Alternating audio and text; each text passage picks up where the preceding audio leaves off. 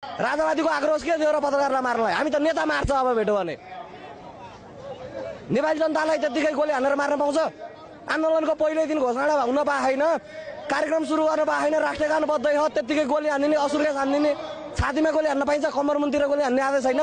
त्यो नालागिरी मन्त्री के लेखक? त्यसको अब करङ भाँचिने दिन आउँदैछन्। जनता चुप्लाएर बस्दैनन् नि, दिन आउँदैछन्। उदो मुन्टो पारेर अहिले यो जे बोलिरहनु भएको छ नि, यो पनि यही लोकतन्त्रकै कारणले हो नि बोल्न पाएको। हिजो मदन भण्डारी कसरी बोलेका थिए?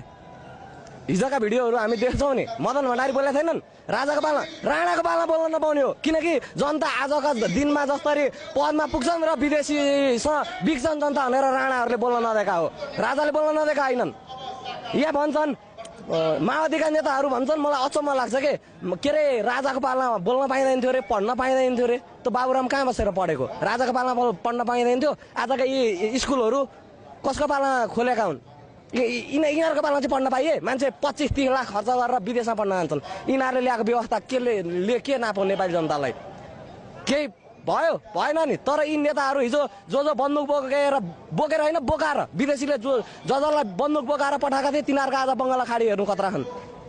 तिनीहरूका छोरछोरी कहाँ छन्? नेपालमा छन्? छैनन् नि।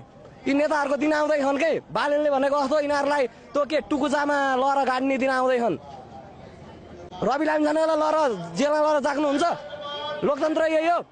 यो केपी ओली प्रचण्डले शेरेलाई चाहिँ नलाग्ने लोकतन्त्र, रवि लामिछानेलाई लाग्ने, हाम्रो राजालाई लाग्ने। राजाको पासपोर्ट खारेज गर्छ अरे। त्यसका बाउले बनाएको देश हो, राजाको बाउले बनाएको देश हो यो।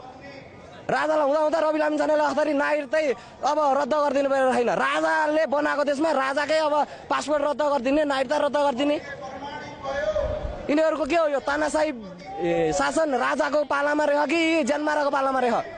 राजाले जनता मर्छ भनेर छोडिदियो हो नि। विदेशीको डिजाइन अनुसार जनता सडकमा आएका पनि हुन्।